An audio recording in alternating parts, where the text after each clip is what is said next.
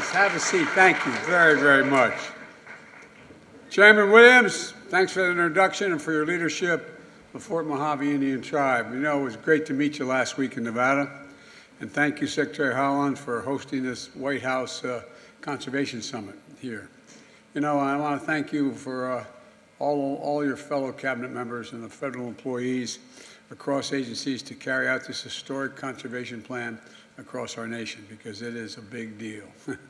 We're grateful to have incredible partners, including members of the Congress, tribal leaders, conservation advocates, all here today. And folks, it's my first week in office, I issued an executive order establishing the country's first ever national conservation goal. And we called it the America the Beautiful. And it's a nationwide campaign to protect and conserve by 2030 at least 30% of the lands and waters that support and sustain our nation.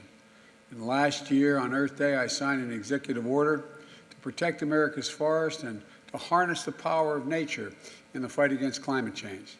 I'm here today to talk about an incredible progress that we've made. You know, my first year in office, we protected more lands and waters than any American president since John Kennedy.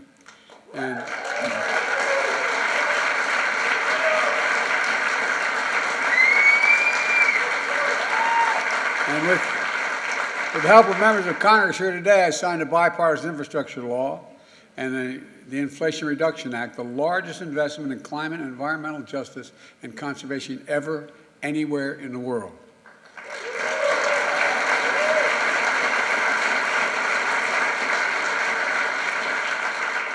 For the past 2 years, these investments have helped protect our iconic outdoor spaces, preserve our historic sites, and make our nation more resilient to the devastating impacts of climate change.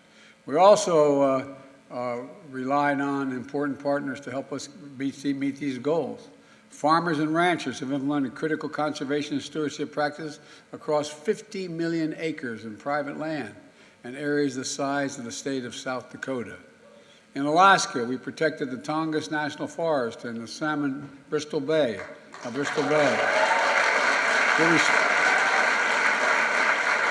We restored the protections and status the previous administration rolled back and Bears Ears National Monument.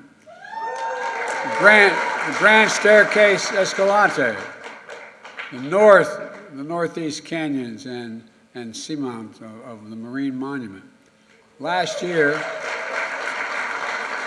I had the honor of visiting Camp Hale Continental Divide in Colorado and adding that to the list of national monuments for the first time to be added to my administration. It matters.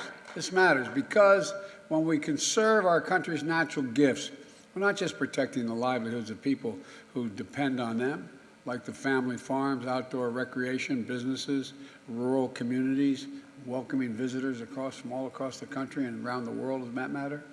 We're protecting the heart and the soul of our national pride.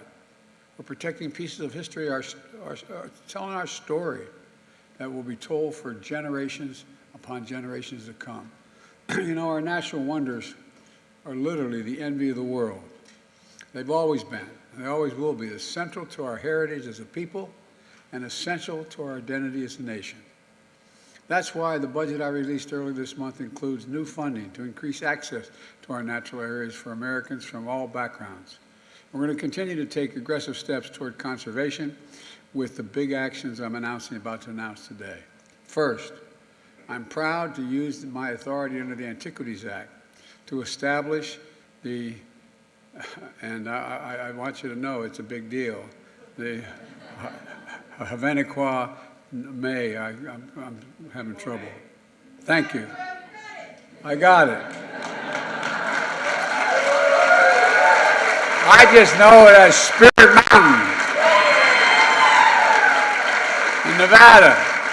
It's one of our most beautiful landscapes, and it ties together one of the largest contiguous wildlife corridors in the United States, 500,000 acres. Breathtaking deserts, valleys, mountain ranges, rich in biodiversity, sacred lands that are central to the creation story of so many tribes who have been here since time immemorial.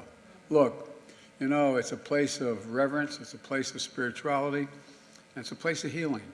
And now it will be recognized for the significance it holds and be preserved forever, forever.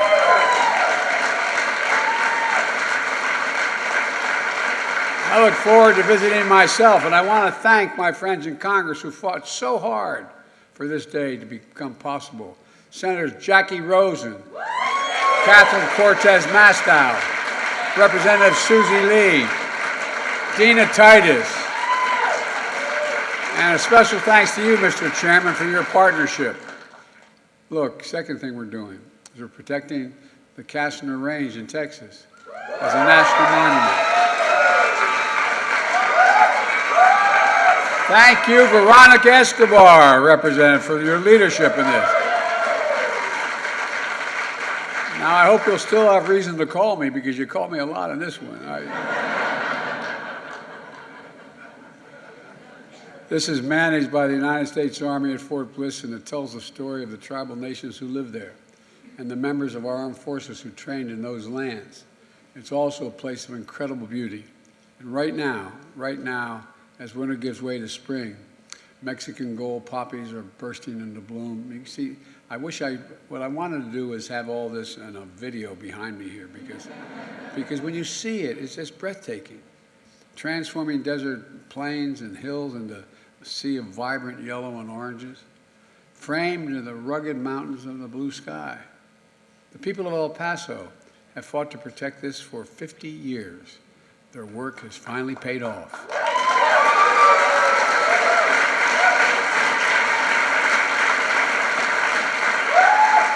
And now we'll clear the area of old munitions, create access to the outdoors for communities and parks, and we're going to green spaces that are harder and harder to find.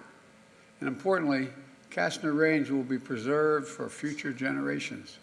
Folks, the third thing we're doing today, I'm issuing a presidential memorandum directing the Secretary of Commerce to immediately consider designating 777,000 square miles of the Pacific Ocean, southwest of Hawaii, as a new national marine sanctuary. You know,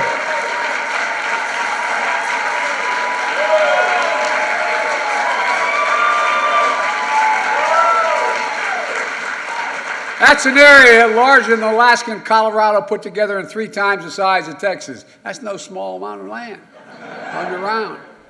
It would make it the largest ocean area on the planet with the highest level of protection.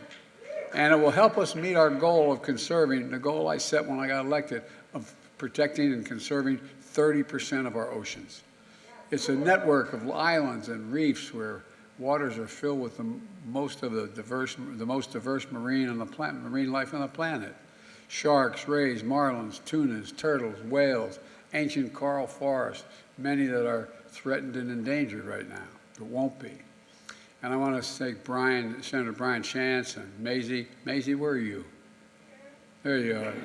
There, I want to say Maisie and Representative Ed Case and Joe Kukuna.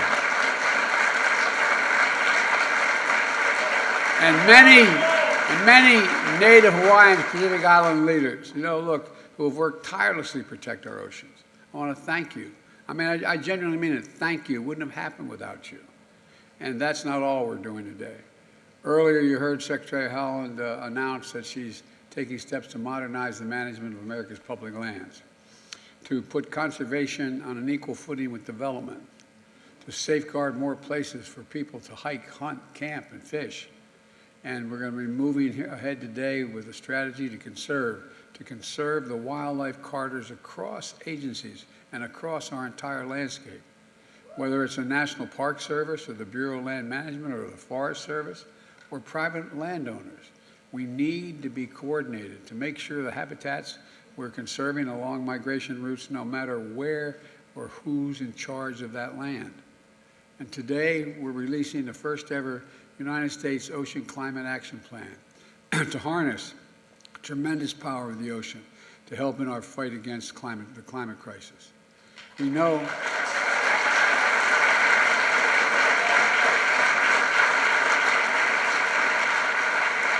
We know, and you well know, we can reduce emissions by building offshore wind farms, better protect our coastal and fishing communities from worsening storms, changing fisheries and other impacts on climate change.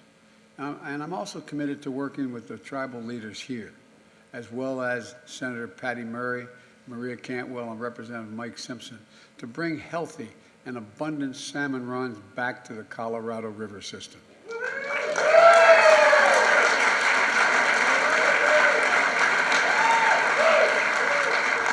Let me close with this. Our country's natural treasures define our identity as a nation.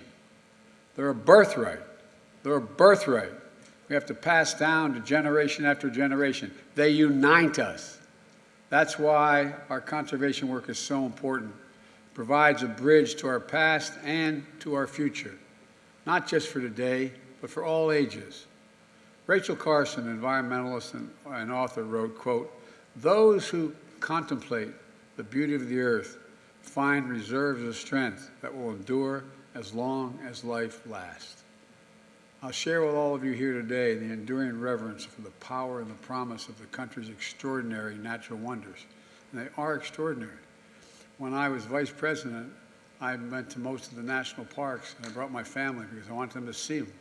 Going down the Colorado River, the Snake River, just incredible, incredible, incredible places. We've got to keep it going. We've got to keep the faith. We've got to remember who we are. We're the United States of America, and we owe to our children, our grandchildren, our great-great-grandchildren, and all to come what we have and what we can preserve. There's nothing beyond our capacity if we work together. So God bless you all, and may God protect our troops. Thank you so much.